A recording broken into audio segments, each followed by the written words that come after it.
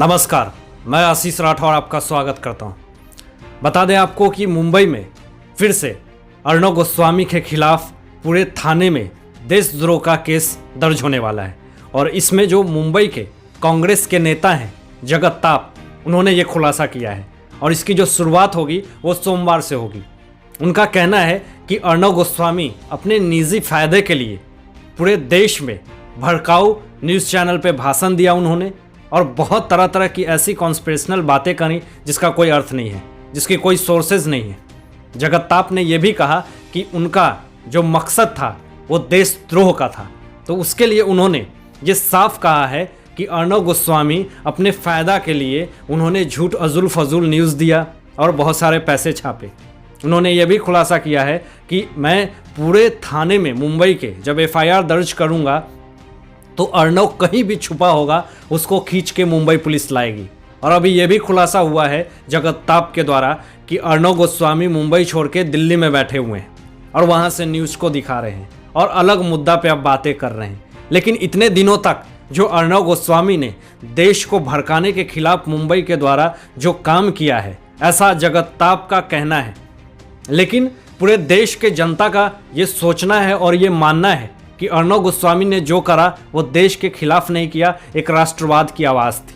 तो देश की जनता का ये कहना है, लेकिन जगत ताप जो मुंबई के कांग्रेसी नेता है उनका कहना है कि निजी फायदा के लिए अर्णव गोस्वामी ने बस मुंबई को, मुंबई पुलिस को, मराठा को बदनाम करने की कोशिश की है। बताते चले आपको कि अर्णव गोस्वामी एसएसआर के केस से बहुत ज़्यादा प्रचलित हुए। रिपब्लिक टीवी के CEO chief editor Arnab Goswami अपने इस अंदाज में उन्होंने इंसाफ की आवाज़ उठाई, बहुत सारे चीज़ों को उन्होंने मुद्दे को उठाया, जैसे पालघर हो गए, बहुत सारी चीज़ों को उन्होंने दुनिया के सामने रखी।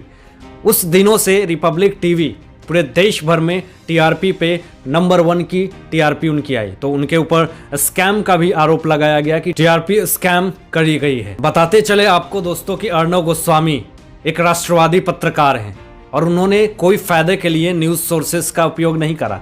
जो पब्लिक की डिमांड थी और जो सच्चाई थी उन्होंने अपने न्यूज़ और चैनल पे दिखाया। लेकिन कुछ लोग हैं जो उनकी पत्रकारिता से नाराज़ हैं।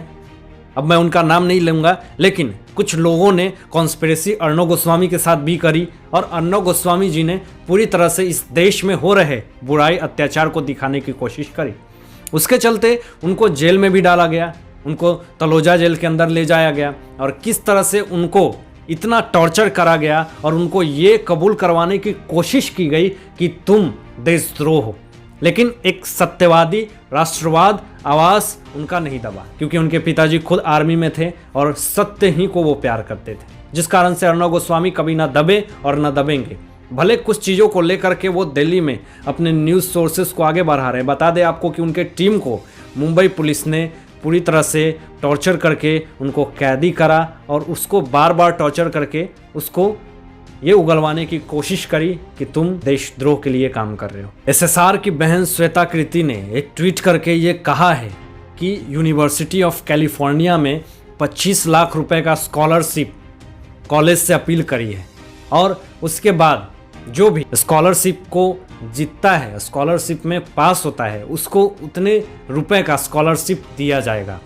दोस्तों बता दें आपको कि एसएसआर के ये जन्मदिन पे ये एक बहुत बड़ा उपहार था एसएसआर के लिए, जो उनकी बहन ने पूरा करा।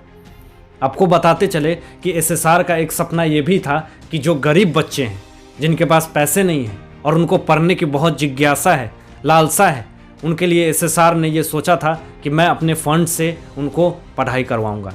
हो सकता है कि एसएसआर हमारे बीच में नहीं है, लेकिन उनके सपने को उनकी बहनें पूरा कर रही है और उनके सपने को पूरा करने के लिए पूरे फैंस, पूरे देश भर के फैंस और पूरे एसएसआरियंस आगे हैं। ये सारी बातों पे, इन सारे मुद्दों पे आप लोगों की क्या सोच है, आप लोगों की क्या राय है, अपने विचार जरूर व्यक्त कीजिएगा मेरे साथ कमेंट बॉक्स में। तो आज के लिए बस इतना ही। मैं आशीष राठौर विदा लेता हूँ। एक नई सोच के साथ आपके समक्ष उपस्थित रहूँगा। तब तक दीजिए इजाज़त। अपना ध्यान रखिएगा, ख्याल रखिएगा। Thanks for watching my video.